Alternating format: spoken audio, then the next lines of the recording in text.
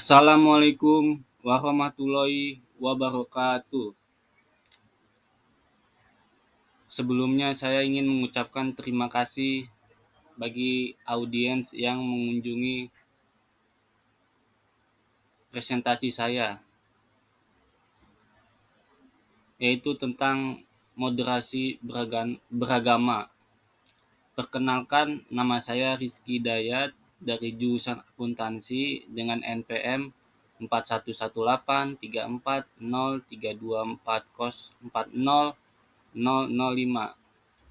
Di sini saya akan menjelaskan tentang moderasi beragama. Moderasi yang artinya adalah perubahan menuju lebih baik, atau moderat yang artinya tengah-tengah. Apa itu moderasi agama?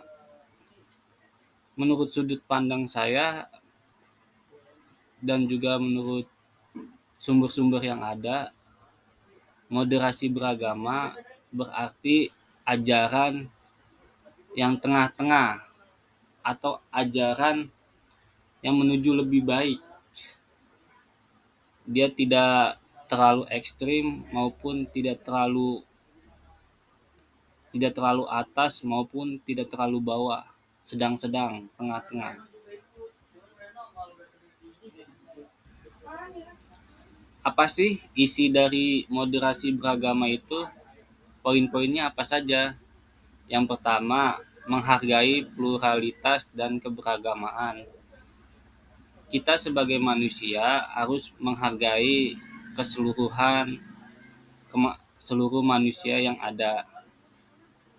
Yang kedua, mengembangkan pemahaman agama yang moderat dan toleransi. Yang ketiga, meningkatkan kesadaran akan pentingnya hidup berdampingan. Yang keempat, mengembangkan dialog antar agama dan antar budaya. Yang kelima, menghindari ekstremisme dan radikalisme. Lalu, apa sih arti dari moderasi beragama tersebut? Arti dari moderasi beragama yang pertama bijaksana. Bijaksana berarti dia bisa adil, tidak berpihak ke salah satu orang. Yang kedua, toleransi. Dia harus menghargai semua perbedaan, maupun itu agama, keyakinan, dan apa saja. Yang ketiga, inklusif. Yang keempat, yaitu damai. Yang kelima, yaitu menghormati perbedaan yang ada di suatu tempat, baik negara maupun di tempat lain. Selanjutnya, fungsi moderasi beragama. Fungsi moderasi beragama itu dibagi menjadi 5. Apa saja? Yang pertama, meningkatkan keharmonisan antar umat beragama. Yang kedua, mengurangi konflik dan intoleran. Yang ketiga, mengembangkan pemahaman agama yang seimbang. Yang keempat, meningkatkan kesadaran akan pentingnya kebersamaan. Yang kelima, mengembangkan rasa hormat dan toleransi.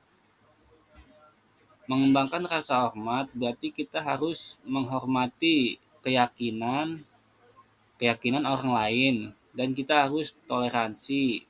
Toleransi berarti kita tidak melakukan tindakan yang negatif terhadap perbedaan tersebut. Lalu moderasi beragama.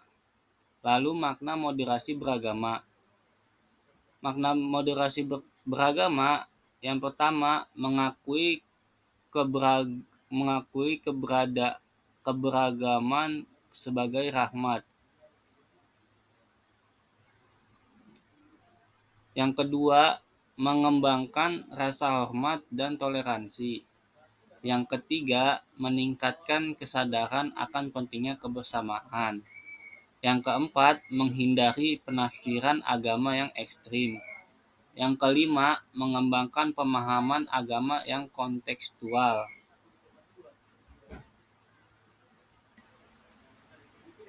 Lalu ada tujuan moderasi beragama. Apa sih tujuan dari moderasi beragama tersebut? Yang pertama, membangun masyarakat yang harmonis, masyarakat yang memiliki kesamaan hak, kesamaan hak eh, sesuatu. Yang kedua, mengurangi konflik dan intoleran. Yang ketiga, mengembangkan pemahaman agama yang seimbang. Yang keempat, meningkatkan kesadaran akan pentingnya kebersamaan. Yang kelima, mengembangkan rasa hormat dan toleransi antar umat beragama. Artinya, kita sebagai manusia harus memiliki rasa hormat dan toleransi terhadap umat beragama. Selanjutnya, ciri-ciri dari moderasi beragama. Apa saja sih? Yang pertama, toleran dan menghormati perbedaan. Yang kedua, inklusif dan terbuka. Yang ketiga, bijaksana dan rasional. Yang keempat, dialog dan komunikasi. Yang kelima, menghindari ekstremisme dan radikalisme. Apa sih itu ekstremisme? Ekstremisme apa sih itu? Ekstremisme yaitu pandangan yang ekstrim, keyakinan yang ekstrim. Seperti apa? Yaitu semua itu harus dilakukan secara apapun, maupun itu melakukannya secara kekerasan.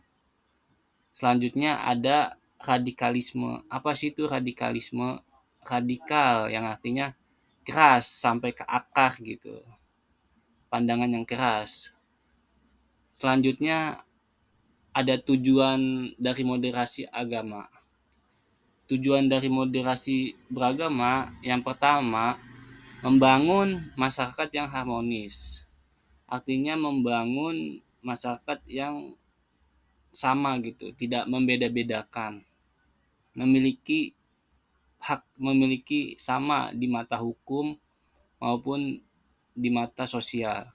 Yang kedua, mengurangi konflik dan intoleransi.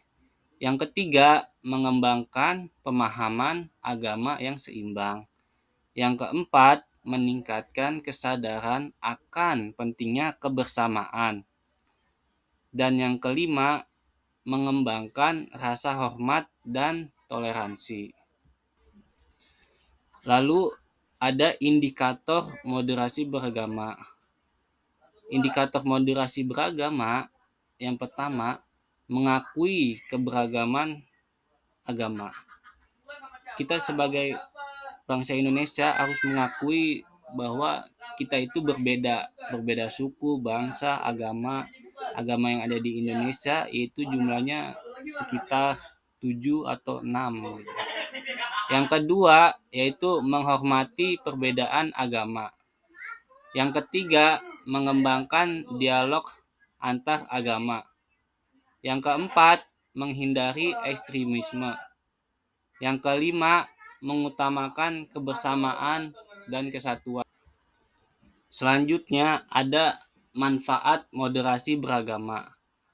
Apa sih manfaat moderasi beragama itu dan itu?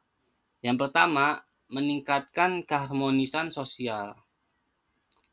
Yang kedua, mengurangi konflik dan intoleran.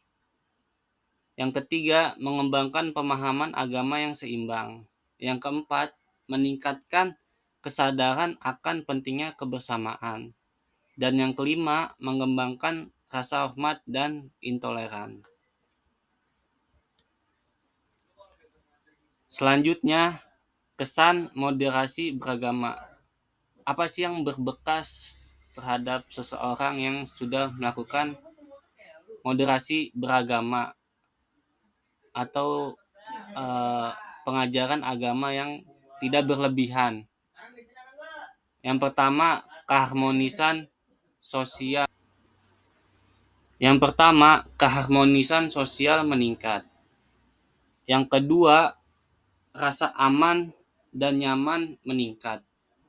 Yang ketiga, meningkatnya integrasi sosial yang menyeluruh. Yang keempat, meningkatnya stabilitas ekonomi. Dan yang kelima, mengembangkan hubungan dengan Tuhan. Setelah kita mengetahui keseluruhan dari apa itu moderasi beragama, tiba saatnya apa saran untuk masyarakat untuk bermoderasi beragama tersebut. Sarannya yang pertama yaitu mempelajari agama secara mendalam dan memahami konteksnya. Yang kedua, menghormati perbedaan agama dan kepercayaannya. Yang ketiga, keterbukaan dan inklusif. Yang keempat, mengikuti kegiatan dialog antar agama. Dan yang kelima, yaitu membagikan konten-konten yang mendukung si moderasi beragama itu berkembang dan dipahami. Tiba saatnya untuk mengakhiri presentasi saya ini. Sekian dari presentasi saya. Bila ada yang kurang, saya minta maaf. Saya menerima kritik dan saran dari para pendengar atau audiens. Hari libur berada di hari Minggu dan Sabtu. Saya mengucapkan wassalamualaikum warahmatullahi wabarakatuh. Terima kasih. Terima kasih semuanya. Thank you. Guten Morgen.